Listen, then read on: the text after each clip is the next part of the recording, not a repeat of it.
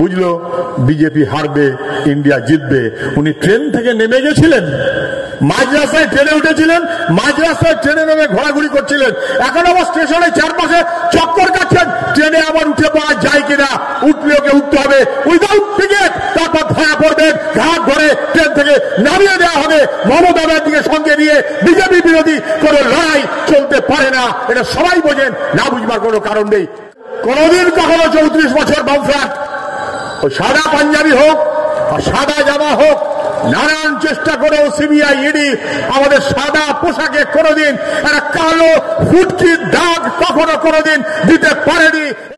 একমাত্র ভোট বাড়বে বাম কংগ্রেস জোটের, এটা বোধহয় কেউ আর এখন অস্বীকার করতে পারছেন না। ভোট কমবে বিজেপির, ভোট কমবে তৃণমূলের, ভোট বাড়বে বাম কংগ্রেস জোটের।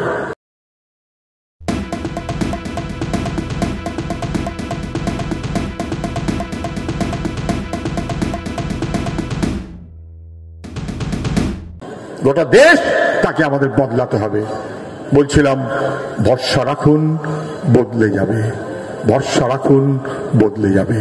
আর এখন বলবো মিউনিসিপ্যালিটির ভোট লুট হয়েছে, ভোট লুট আটকান, রুখে দাঁড়ান, বদলে যাবে, বদলে যেতে বাধ্য। বাংলাকে বদল ঘটাতে হবে, রুখে দাঁড়াবার এই সময় প্রত্যেকটা মানুষের সঙ্গে আরো একবার আমাদের যোগাযোগ করে তাদেরকে সঙ্গে ভরসার বদল করে নিয়ে আসার ব্যবস্থা করতে হবে। নির্বাচন বিজেপি পরাজিত হবে, সারা দেশে পরাজিত হবে। এখানকার লোক সব খোঁজ রাখেন, শুধু যোগেন্দ্র যাদব না। যোগেন্দ্র যাদব তো রাজ্য ধরে ধরে একটা রিপোর্ট করেছেন, সবাই দেখেছেন বোধহয়, সেফোলজিস্ট। ইন্টেলিজেন্সের রিপোর্ট হচ্ছে খুব চেষ্টা চরিত্রী করলেও 200 পার হতে পারে, কিন্তু 230 পার হবার সুযোগ নরেন্দ্র মোদীর বিজেপির এবারে নেই। গোটা ভারতবর্ষের মানুষ বুঝে গেছে নরেন্দ্র মোদীর বিজেপি না। সেই কারণে তো মমতা ব্যানার্জি হঠাৎ ইন্ডিয়া ইন্ডিয়া ভাব শুরু করলো। এতদিন বলছিল ইন্ডিয়া চলবে না, কংগ্রেস 40, হঠাৎ ভোট বদলানো কেন? বুঝলো বিজেপি হারবে, ইন্ডিয়া জিতবে। উনি ট্রেন থেকে নেমে গেছিলেন, মাঝ রাস্তায় ট্রেনে উঠেছিলেন, মাঝ রাস্তায় ট্রেনে নেমে ঘোরাঘুরি করছিলেন। এখন আবার স্টেশনের চারপাশে চক্কর কাটছেন, ট্রেনে আবার উঠে পাওয়া যায় কিনা, উঠলে ওকে উঠতে হবে উইদাউট টিকিট, তারপর ধরা পড়বেন, ঘাট ধরে ট্রেন থেকে নামিয়ে দেওয়া হবে। মমতা ব্যানার্জিকে সঙ্গে নিয়ে বিজেপি বিরোধী কোন লড়াই চলতে পারে না, এটা সবাই বোঝেন, না বুঝবার কোনো কারণ নেই। কনফিউজ, বিভ্রান্ত করার এই প্রচেষ্টা চলছে, চলবে নানান রকম ভাবে, তা না বুঝবারও কোনো কারণ নেই। এই নির্বাচনে মানুষের রায় আমরা বিশ্বাস করি, সবাই বিশ্বাস করে, তৃণমূলও টের পাচ্ছে, বিজেপিও টের পাচ্ছে, বামপন্থীরা।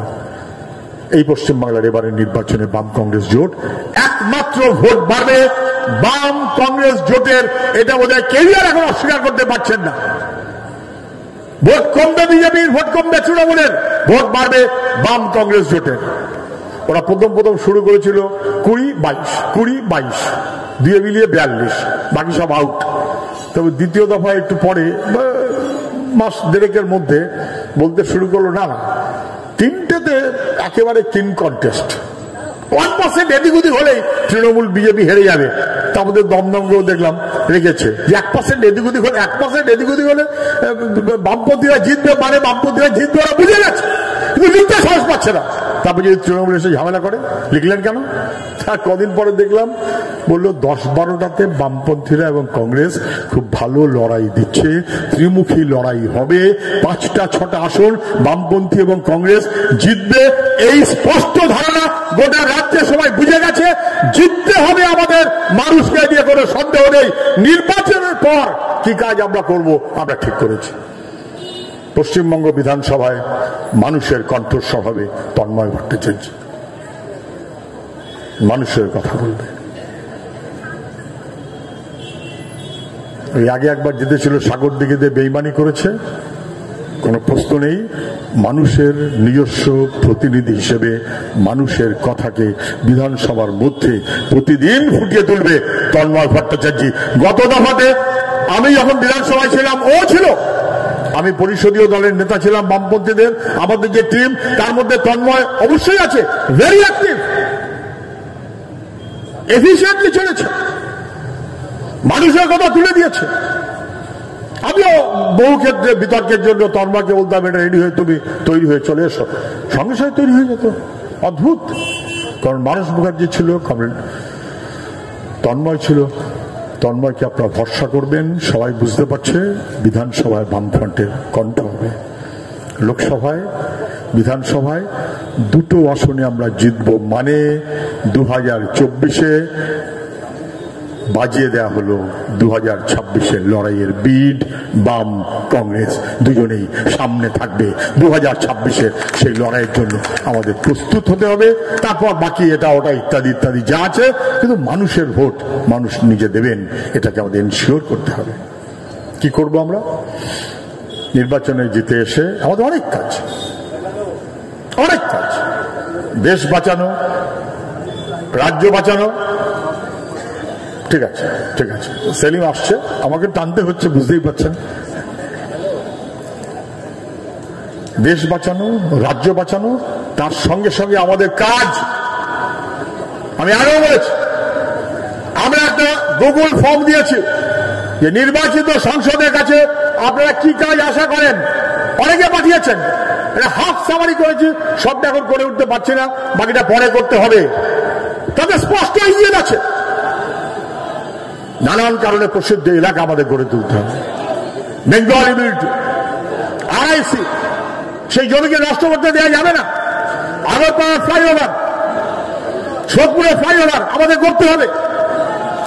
ট্যুরিজম, তার একটা ব্যবস্থা আমাদের এখানে গড়ে তুলতে হবে। মাস্টার প্ল্যান চাই, মাস্টার প্ল্যান চাই। গোটা দমদমের জন্য মাস্টার প্ল্যান চাই। কলকাতার ডাউনটাউন বরানগর, কলকাতার ডাউনটাউন দমদম, কলকাতার কাছাকাছি এই এলাকা, তার আভ্যন্তরীণ শক্তি আছে, তার শ্রমিক, তার মধ্যবিত্ত মানুষ, তার উদ্বাস্তু মানুষ, সব মিলিয়ে আমাদের নতুন ভাবে দমদমকে গড়ে তুলতে হবে। তার মাস্টার প্ল্যান নিয়ে আমরা এগোবো, কথা দিতে আমাদের কোনো আপত্তি নেই। আমি বলবো ভরসা রাখুন, বদলে যাবে। রুখে দাঁড়ান, বদলে যাবে। আমি কথা দেব, অতীতে যেমন কখনো কোনোদিন কারো বিরক্তি হয়নি, বামপন্থীরা অথবা সবাই মিলিয়ে। সেলিম চলে, সেলিম চলে। আমি শেষ করছি এই কথাটা বলে, কোনদিন কখনো 34 বছর বামফ্রন্ট ওই সাদা পাঞ্জাবি হোক আর সাদা জামা হোক, নানান চেষ্টা করেও CBI ED আমাদের সাদা পোশাকে কোনোদিন একটা কালো ফুটকির দাগ কখনো কোনোদিন দিতে পারেনি। এটা আমাদের কাছে গর্ব, এটা আমাদের ভালো লাগা। সেই মনোভাবে আমরা চলবো। আশীর্বাদ করবেন যেন আমরা সবাই মানুষের কাজে নিজেদের নিবৃত্ত রাখতে পারি, যুক্ত রাখতে পারি। আশীর্বাদ করবেন। সুজন চক্রবর্তী আমি সারা জীবন মানুষের কাজের সঙ্গে থাকব, আপনাদের সুজন হয়েই ভবিষ্যতে প্রতিদিন চলতে পারবো। এই আশীর্বাদ আপনাদের কাছে কামনা করে আপনাদের সবাইকে শুভেচ্ছা জানিয়ে আমার কথা আমি শেষ করছি। নমস্কার। ইনকিলাব জিন্দাবাদ। প্লিজ চুরি করবেন না। একজন কন্টেন্ট ক্রিয়েটার অত্যন্ত কষ্ট করে তার কাজকে এগিয়ে নিয়েছে, তাই তার কাজকে সাপোর্ট করুন, তার কাজকে ভালোবাসুন, কিন্তু তার কাজ নিজের নিজের চ্যানেলে তুলে দেবেন না। কারণ জানবেন পাইরেসি কিন্তু একটা অত্যন্ত দণ্ডনীয় অপরাধ। আপনারা দেখছেন আওয়াজ, রোজকারের হক কথা। For more updates about Awaaz, please subscribe our YouTube channel Rajshekhar thali.